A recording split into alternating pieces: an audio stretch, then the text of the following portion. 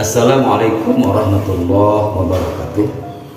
Alhamdulillah wassalatu wassalamu ala Rasulillah amma ba'du. Hadirin yang dirahmati Allah Subhanahu wa taala. Ada dua hal yang menyebabkan hati kita jauh dari hidayah Allah. Dua hal ini menyebabkan hati kita buta. Dua hal ini menyebabkan kita jauh dari petunjuk yang Allah berikan kepada kita. Yang pertama adalah ketika kita merasa nyaman dengan dosa yang kita lakukan. Kita tahu ya, namanya manusia itu pasti pernah buat salah, pasti pernah buat dosa, siapapun kita. Tapi jangan sampai ketika kita berbuat salah, berbuat maksiat, berbuat dosa, lantas kita terlena sampai-sampai kita tidak mau beristighfar kepada Allah. Padahal Allah masih memberikan kesempatan kepada kita ya, sejauh mana kita untuk minta ampun kepada Allah Subhanahu wa taala.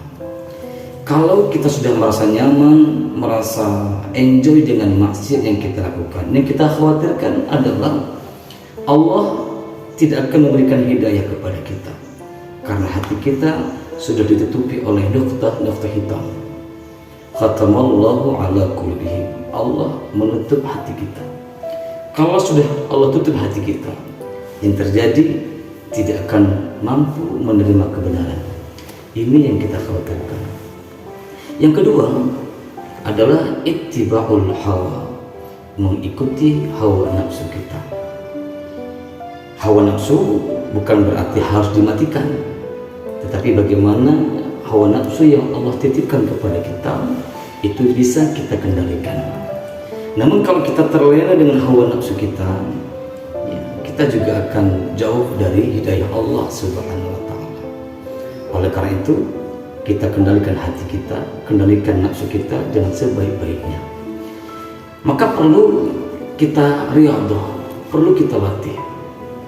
Oleh karena itu hati atau iman ketika dia mampu mengendalikan nafsunya, maka muncullah yang namanya nafsu mutmainnah, rasa ketenangan hati dekat dengan Allah Subhanahu wa taala. Tapi kalau nafsu yang mengendalikan iman, maka muncullah namanya nafsu amarah bisu, nafsu yang condong untuk berbuat kesalahan, nafsu yang condong untuk berbuat keburukan, nafsu yang condong untuk berbuat kemaksiatan. Tetapi kalau nafsu dan iman saling bertentangan, saling melawan, maka yang muncul adalah nafsu lawwamah, nafsu yang condong kadang kita baik, condong kadang kita buruk, condong kadang-kala kita rajin, kadang-kala kita malas, dan ini sering kita alami.